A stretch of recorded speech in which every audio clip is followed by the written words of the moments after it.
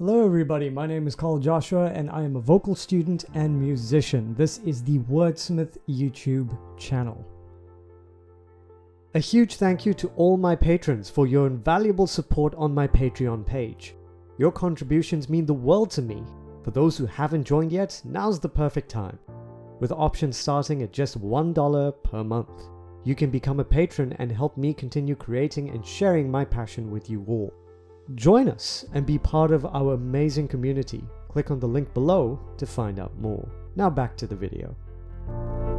In this video, we're going to be giving some vocal analysis and reaction to the one and only Dimash Kudaibergen. And this time we're going to be looking at his performance El Amor En Ti, which translates as The Love in You from Spanish. And yes, he's doing a Spanish song.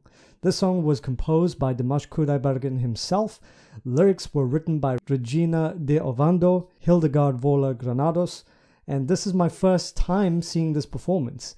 In terms of the languages, I've heard him sing in English, French, Japanese, Kazakh, Russian, Italian, Chinese, and now Spanish. Yep. That's why he's the GOAT! The GOAT! Anyway, if it is your first time here, please do subscribe to the channel by clicking on the red subscribe button below and the notification bell next to it. That way you'll be alerted whenever I come out with brand new content. Otherwise, let's dive straight into it.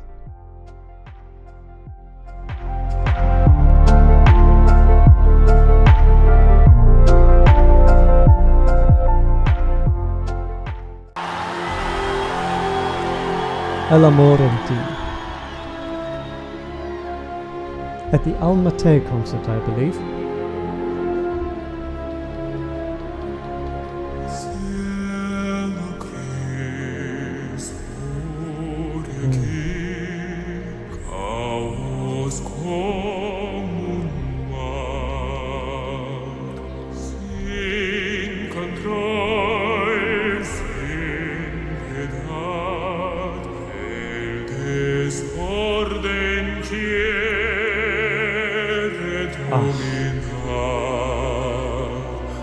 Alright, first thing, and he's in his baritone. And a baritone, by the way, is a type of male singing in classical music.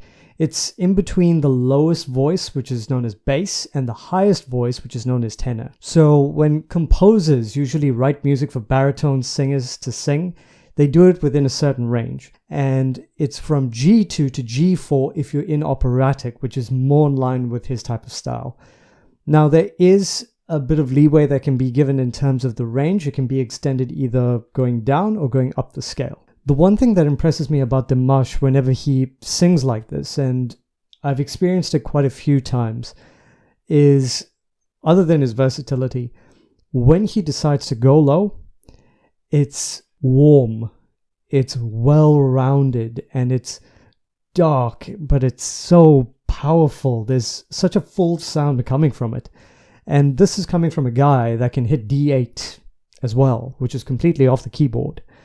So really, we're talking about a singer that has the full package. His versatility in terms of his vocal range is just completely off the scales. And it's so brilliant.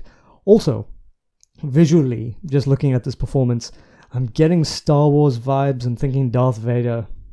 Really, it's super cool. I really like it. And you got the cummerbund over there. And also, from a technique perspective, look at his face. If in the edit, if I could just sort of crop and zoom in on his face, notice how dropped his jaw is and how opened his mouth is. And the reason why he's doing that is to create resonance. That resonance that he is creating is allowing for that rounder, darker, operatic tone that you're hearing right now. It's hauntingly beautiful. Perfect, perfect.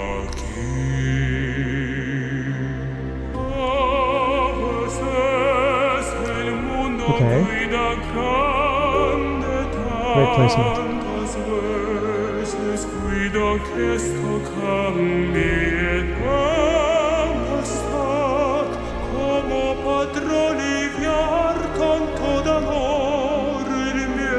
Beautiful placement. Okay, so talking here about placement.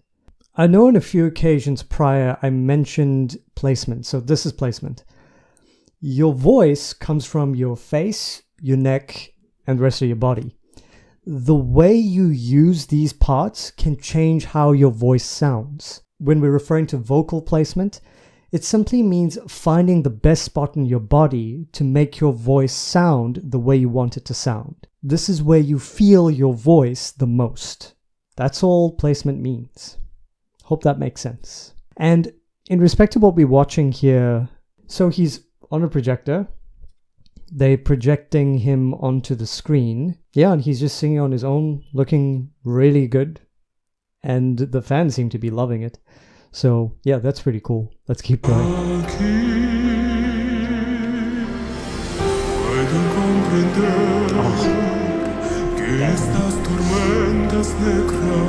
Son parte d'un film e che abbracciar las totas paralelas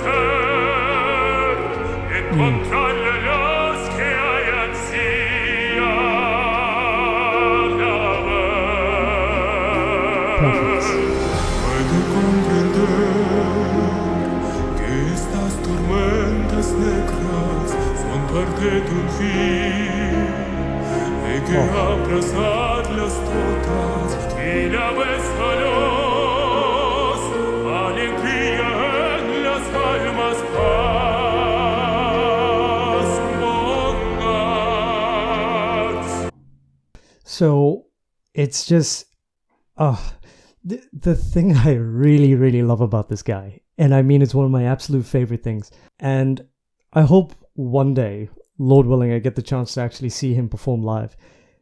The one thing that I will definitely take notice of, and I'm taking notice of it now anyway, this guy is so dramatic in the best way.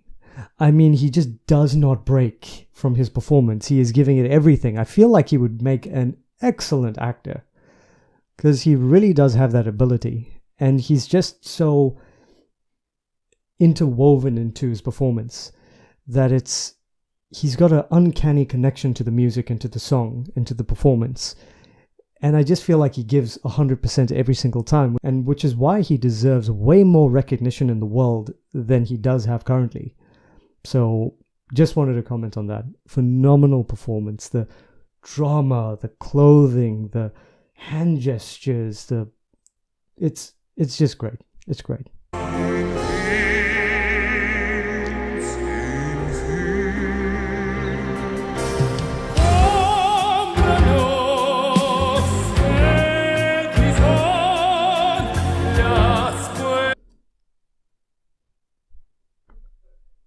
Wait, what? No, wait, hold on. I thought... So wait, weren't they just projecting him live onto the...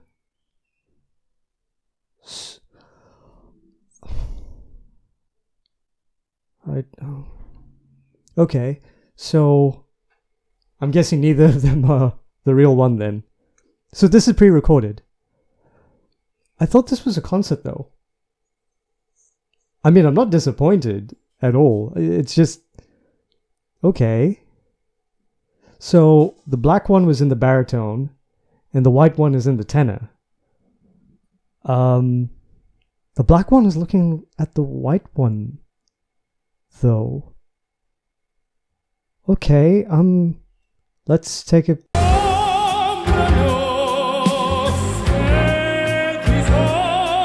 Is that... I am so confused.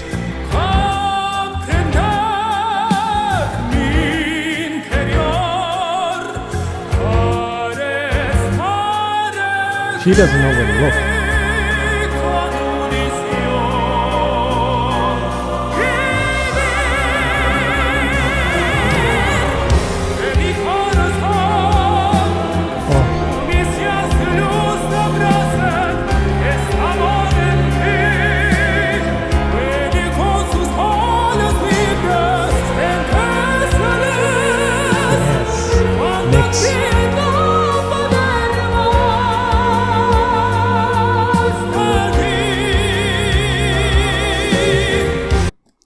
Just another thing, he's singing in Spanish. His diction is excellent. In all honesty, in terms of the songs I've listened to, I prefer his voice in Spanish. Has he done any other Spanish songs? I'm really, really loving this performance. Mostly because I'm confused and I'm not really sure what's going on. I'm guessing both Dimash's at this point are pre-recorded. And I'm kind of guessing there's a third one coming in because of the angle of the camera. You have one in the middle and then you have one to the left. So I'm guessing there's going to be another one in the right. So, yeah. Really interesting. So let's just keep going.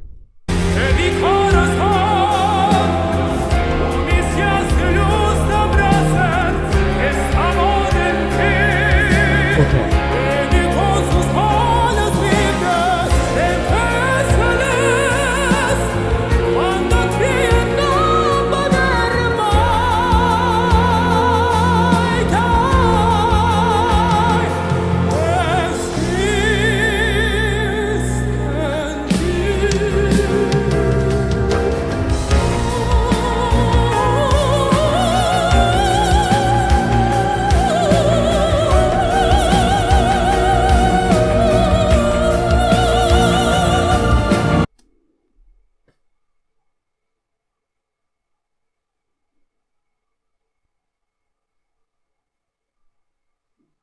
Did you guys know this?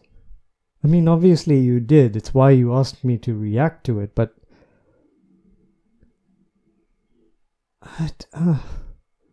So which one is real? I mean, obviously they're all him. But which one is the one that's performing? Because I thought there was a Dimash in the front of the stage that we couldn't see, that was just being projected onto the screen, and we're seeing that. But this is a concert, though. I'm so confused. But I'm loving the performance. The singing is excellent, as per usual. Soprano Dimash.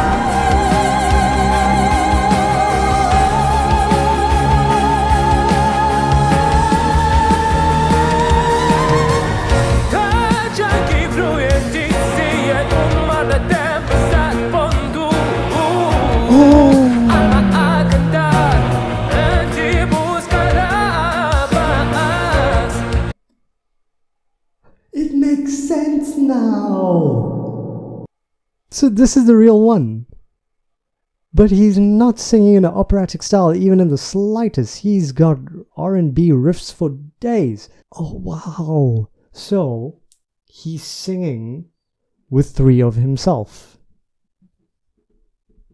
That is the most unique thing I've ever seen in a musical performance.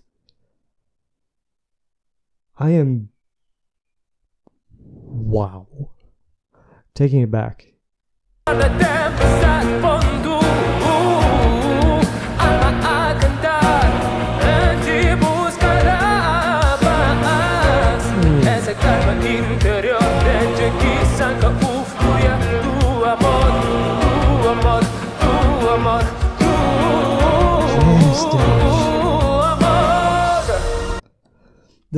So his style has completely changed.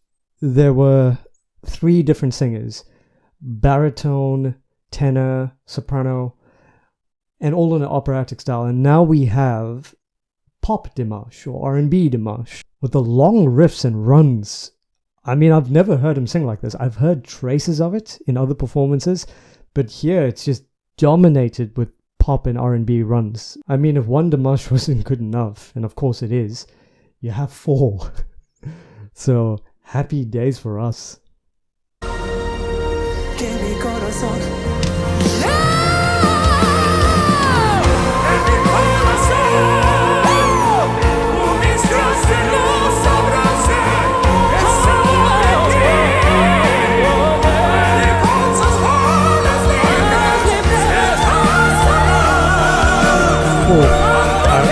It's sensory overload. I can't deal. Now all four of them are going off, and the live Dimash is now turning into Michael Jackson. The hooty woo sound. That just... I immediately went to Michael Jackson in my head. That is... I am so overwhelmed in the best way. Even the...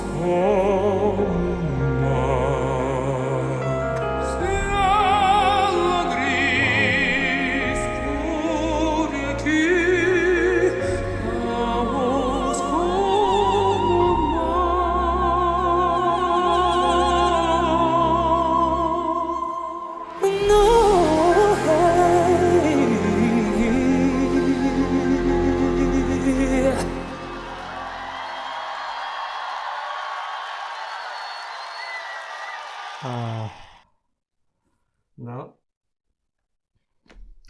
I'm done. Thanks. I'm done. Jokes. I'm back. Okay, I'm just gonna come out and say it. That's the best performance I've ever seen. Not just of him, but of anyone in life.